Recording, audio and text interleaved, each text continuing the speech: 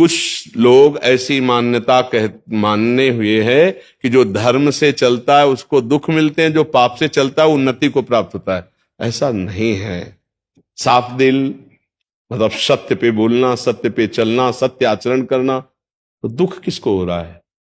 किस बात का दुख हो रहा है? आप बोलिए हम, क्या दुख हो रहा है? सत्य पे चलने वाला दुख से संबंध रखता है, ना सुख से संबंध रखता है। वो तो सत्य से संबंध रखता है, और सत्य तो आनंदमय है, दुख सुख से परे है आनंद। भगवान का क्या नाम है? सच्चिदानंद।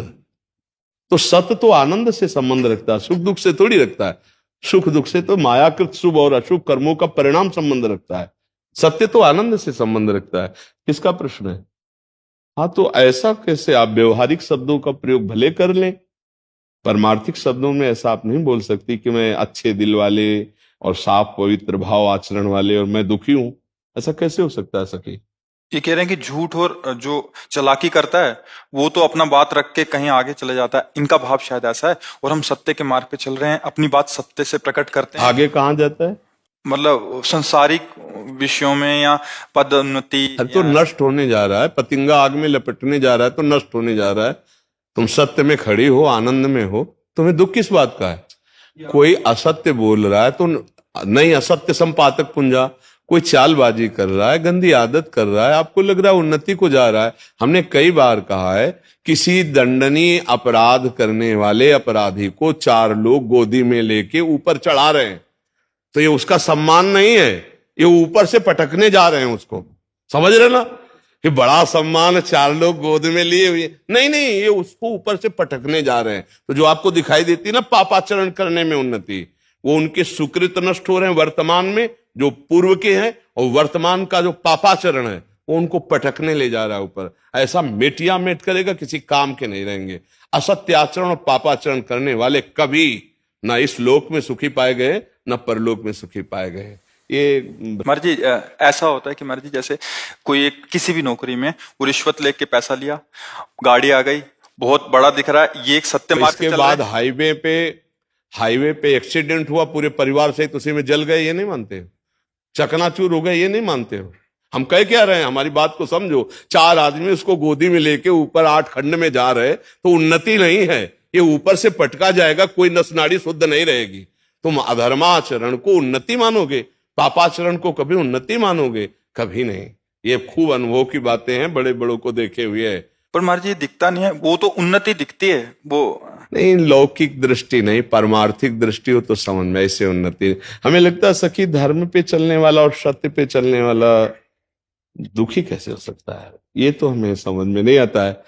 दुखी नहीं हो सकता। अव्यवस्था को दुख मानते हो अगर, तो ये अव्यवस्थाएं कोई टिकाऊ नहीं। अगर थोड़ी देर के लिए किसी को अनुकूलता मिलती तो थोड़ी देर के लिए प्रतिकूलता मिलती है। मात्रा स्पर्शास्तु कौन्तेय शीतोष्ण सुख दुखदा आगमा पाइनो अनित्यास्ता स्थितिक्षस्व भारत। इनको सहन करे जो दुख सुख की बाहरी व्यवहारिक परिस्थितियां, सत्य पे चलने वाले को परम आनंद की प्राप्ति होती है। भगवान का नाम सत्य है, भगवान सत्य नारायण है, भगवान सच्चिदानंदमय है। ऐसा भाव ही नहीं करते, ऐसा निगेटिव भाव बैठा लेंगे ना आप, तो फिर आप ना तो सत्य पे चल पाएंगे और ना आप सुखी हो पाएंगे।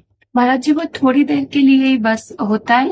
तो ये सत्संग किस लिए होता है? बड़े बड़े संत महात्मा जो अपना समय देते हैं आपको, वो किस लिए देते हैं? इसी को सुलझाने के लिए देते हैं। यदि ऐसी समय कोई परिस्थिति अंदर आपको फांस रही तो आप ऐसे सत्संग रखिए कि वो चला लिया। अलग अलग प्रसंग है सत्संग के, कभी मन को वश में करने के, कभी काम विजय प्राप्त करने के, कभी समस्याओं के समाधानों के। तो चतुर विवेकी सत्संगी हो कि वो उतना काट करके अलग रख ले, और जब अपना जो विषय फंसा रहा हो वही चला दे, तो अपने को समाधान मिल जाएगा। अगर हम सत्संग नहीं सुनेंगे, नाम जप नहीं करेंगे, तो फिर फंसा तो लेगा ही मन, कहीं ना कहीं फंसा लेगा। तो इसलिए मुझे लगता है सत्संग सुनिए, नाम जप कीजिए, और असत आचरणों की उन्नति को आप धोखा मानिए। वो नष्ट होने के लिए विधान बनता है, वो सुखी होने के लिए नहीं। अगर पापाचरण करके कोई सुखी होता तो रावण जैसे बलिष्ठ ये सुखी होते। परिणाम को देखिए, रान को कुल रोवनी हारा, राम विमुख असहाल तुम्हारा, रहा न को कुल रोवन। विवेकवान वही कदम रखने के पहले परिणाम देखे कि मैं पैर कहां रख रहा हूं। मूर्ख वही है कि चलो यार देखा जाएगा। जब अंधे कुएं में गिर जाओगे तब क्या देख पाओगे? ये अंधा कुआं है संसार, इसमें काम, क्रोध, लोभ, मोह, मद, मत्सर ऐसी फिसलन है कि वहीं पहुंच जाओगे जहां से निकलना मुश्किल है। 5 मिनट की गलती, आजीवन कारावास। एक भयानक गलती, फांसी का फंदा गले में, गोली मार दी गई, बहुत होश में। तुम्हारा मन तुम्हें गलत सलाह दे करके तुम्हें ऐसी जगह पहुंचा देगा कि जीवन भर तड़पते रहोगे, न परिवार से मिल पाओगे और न धर्म कर पाओगे, न भगवत प्राप्ति कर